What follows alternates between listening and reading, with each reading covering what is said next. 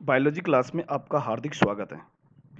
पिछली biology class में प्राणियों के जीवन चक्र की अवस्थाओं की बात कर रहे थे, तो आज उसी टॉपिक को आगे बढ़ाते हैं। प्रजनन अवस्था, रिप्रोडक्टिव फेज। प्रजनन अवस्था क्या है?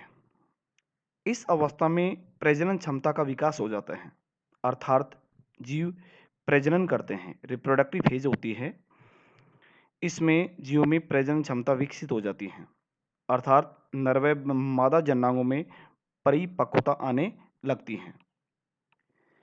इस अवस्था का अध्ययन दो भागों में किया जाता है।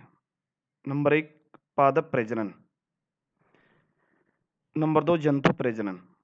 तो सबसे पहले पादप प्रजनन अवस्था का अध्ययन करेंगे। इस अवस्था में पादपों में किस प्रकार के परिवर्तन होते हैं। पादप प्रजनन अवस्था पादपों में पुष्प धारण करने के साथ इस अवस्था की शुरुआत होती है। पुष्प धारण करने के आधार पर पादपों को दो भागों में बांटा गया। नंबर एक, मोनोकार्पिक। नंबर दो, पॉलीकार्पिक, जिसका अध्ययन आगे करेंगे। तो सबसे पहले हम मोनोकार्पिक की बात करेंगे। मोनोकार्पिक क्या है? ऐसे पौधे जो अपने जीवन काल में एक बार पुष्प धारण करते हैं, तत्पश्चात फल धारण करके मृत्यु को प्राप्त होते हैं, मोनोकार्पिक कहलाते हैं।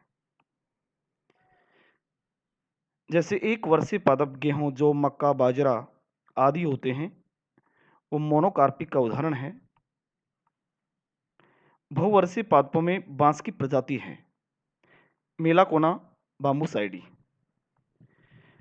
50 से 100 वर्ष तक 50 से 100 वर्ष तक 50 से 100 वर्ष तक कायिक अवस्था में रहती है। इसके बाद पुष्प फल धारण करके मृत्यु को प्राप्त होती है। यानी 50 से 100 वर्ष तक कायिक अवस्था में रहेगी, पौधा वृद्धि करता रहेगा। उसके बाद फल व पुष्प धारण करके मृत्यु को प्राप्त होती है। इसी प्रकार आपके सामने एक उदाहरण देख रहे हैं, नीला कुरंजे। यह है नीला कुरंजे, जिसका नाम है बॉटनिकल स्टोबिलेंथस कुनियाना। यह एक नज़र आप डायग्राम में देख रहे, एक पहाड़ी के ऊपर है। इस प्रकार का उदाहरण नीला कुरंजी 12 वर्षों में एक बार पुष्प उत्पन्न करता है। ये नीला कुरंजे है जो 12 वर्ष में एक बार पुष्प उत्पन्न करता है, जिसमें अंतिम बार सितंबर अक्टूबर 2006 के दौरान इतने पुष्प उत्पन्न किए गए, जिसके परिणाम स्वरूप केरल, कर्नाटक व तमिलनाडु के पहाड़ी क्षेत्रों में सड़क के किनारे नीले पुष्पों की चादर सी फैल गई थी। अर्थात जिस दृश्य को सैलानियों की एक बड़ी भीड़ उस पहाड़ी के ऊपर पहुंच गई थी, तो ये नीला कुरंजे है, एक पहाड़ी का एक दृश्य दिखाया गया है। अर्थात इस पादप की विशेषता क्या है कि 12 वर्ष में एक बार पुष्प धारण करता है। 2006 का एक दृश्य है जिसमें पहाड़ी के ऊपर नीले पुष्पों की एक चादर सी फैल गई थी, जिसे बहुत सारे सैलानी हैं उसको देखने आए। उसके बाद में नंबर 2 है पॉलीकार्पिक। पॉलीकार्पिक क्या है? ऐसे पादप जो परिपक्वता के दौरान प्रतिवर्ष एक विशिष्ट मौसम में पुष्प व फल धारण करते हैं, पॉलीकार्पिक कहलाते हैं। पॉलीकार्पिक का उदाहरण है आम है, सेब है, नींबू है, संतरा है आदि हैं। ये एक विशिष्ट मौसम में पुष्प व फल धारण करते हैं, पॉलीकार्पिक।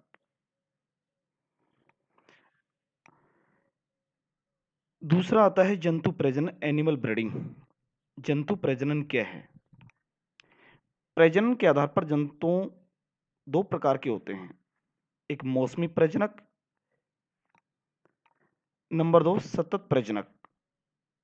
मौसमी प्रजनक अपने प्रजनन काल में एक विशिष्ट मौसम में प्रजनन करते हैं, जैसे मेंढक है, छिपकली है, हिरण है आदि हैं।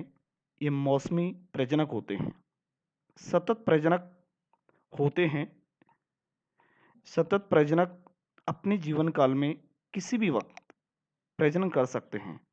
जैसे आप देखते हैं, इसके उदाहरण हैं दुधारू पशु, कुत्ता है, बिल्ली है, मधुमक्खियां आदि हैं। अपराधारी स्तनधारी मादाओं में दो प्रकार के चक्रीय परिवर्तन होते हैं।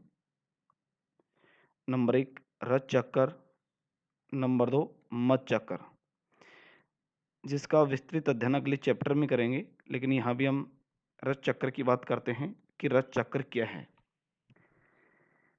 इस चक्र में प्राइमेट मादाओं जैसे मानव है, बंदर है, लंगूर है में अंडाशय, प्रजनन मार्ग व हार्मोन स्राव में चक्रीय परिवर्तन होते हैं, जिसे हम रज चक्र बोलते हैं।